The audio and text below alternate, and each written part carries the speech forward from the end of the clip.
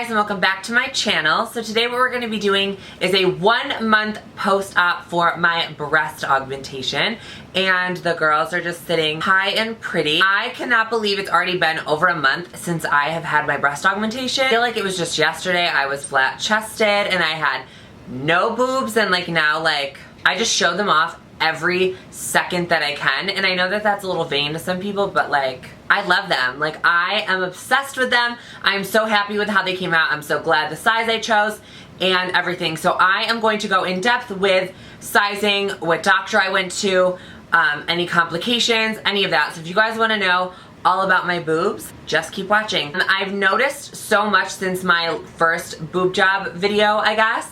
And as you guys saw from that video, my boobs were up to my chin. They were so high and they were so swollen, and I was like, oh my god, did I go too big? I was like, why are they so high up on my chest? I mean, I knew that they were gonna sit pretty high, but I was like, oh my god, did I go too big? What's going on? I noticed them dropping a little bit after 1 month, so that's good. They're gonna continue to drop for 6 months to a year till they're actually in the place that they are gonna be in, because I feel like I still don't have the perfect under boob that I want. And I know that that's oh, is that really what you're worried about? But I want my scar to kind of be covered up. I did go underneath my breast to get the incision made and everything, so I know a lot of people who don't want scarring kind of go through the nipple, but I was nervous about not having sensitivity in my nipple after.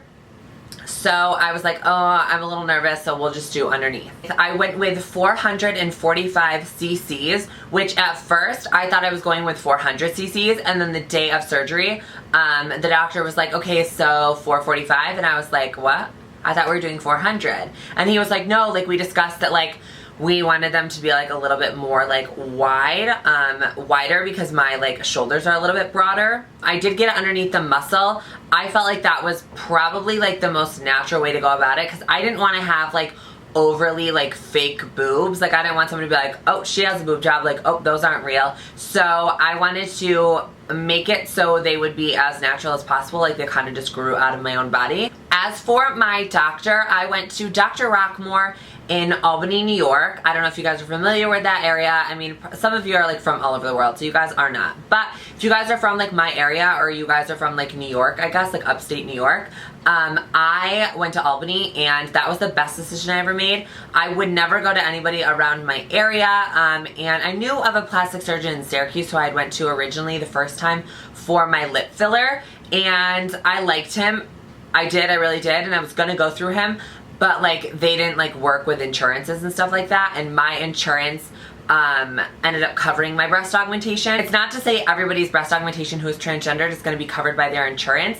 That's just something your own insurance will kind of decide. They denied it a couple of times and then eventually approved it, so that was good. It's just something you guys are going to have to work through with your own insurances if you guys are looking for a breast augmentation, or if you guys are looking for the female to male version of that. And I feel so dumb not knowing what it's called, but that. I know that some insurances in New York cover gender reassignment surgery, so it's just something you have to talk to with your personal insurance.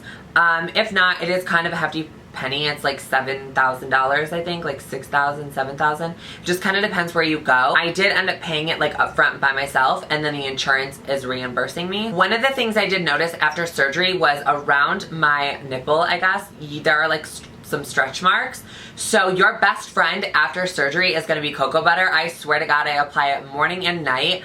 It's been a religious ritual for me. I feel like I don't want stretch marks, and I don't want my scar to be super noticeable, so I've been trying so hard to be on it. I know that there's scar creams and stuff like that, but I personally know someone who's had a breast augmentation, and they use cocoa butter, and they showed me their scar, and I'm I cannot see anything. It's just a white line. You can't see anything. So I'm I like that, so I'm going to continue to do that. It's really helped a lot. I can notice that the stretch marks aren't as noticeable as they once were before, and I didn't even go that big, but I mean, I did go from nothing to something. So I mean, there are sometimes there's going to be stretch marks, and you can't really help that. And that was my biggest fear. I was oh no, I don't want there to be stretch marks on my boobs. I don't want to go so big that there are stretch marks. But you know what, cocoa butter is my best friend, and I'm making it work. So after the 6 weeks, I am all good to go back to regular activities.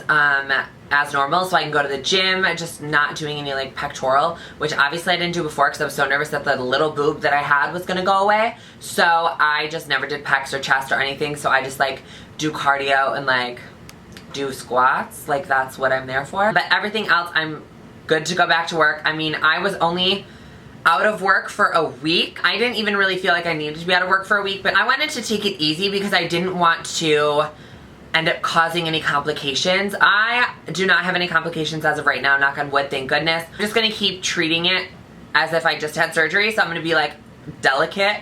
I'm not gonna go lifting 300-pound things or like 40-pound bags of stuff. Like, I'm gonna just take it really easy for a little bit longer. Overall, I am very happy with the result. If I had to go do it again, I definitely would.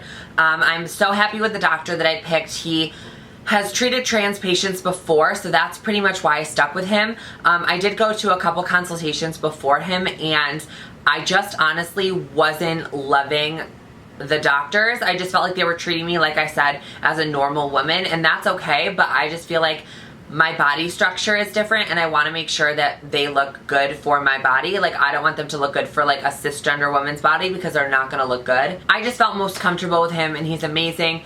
His whole team was amazing. Honestly, the surgery took about 30 minutes, no joke. I don't know if I talked about this before. If you guys want to check out my actual full breast augmentation vlog, I will just have that up there for you guys. You guys can go ahead and watch that after this video. I mean, I kind of literally took you from the day of surgery to literally a week after recovery, so you guys can check that out if you guys want to see kind of what my experience was. If you guys have any other boob questions, leave them in the comments down below, and maybe I'll make like a question and answer for like my breast augmentation. I just feel like I've covered pretty much everything between this video and the last one. I may do like a year update next year just to kind of see where, like, how they changed from like a month to like a year. I feel like I'm not going to continue to make like updates every couple months because I feel like that's just gonna get tedious. Alright guys, I hope you enjoyed my boob video, and if you guys did, definitely give this video a thumbs up, and don't forget to subscribe. Again, that button will be down there. Just click it, join the family. Definitely check out my last video. I'm gonna have it right here, and I'll see you guys on my next one.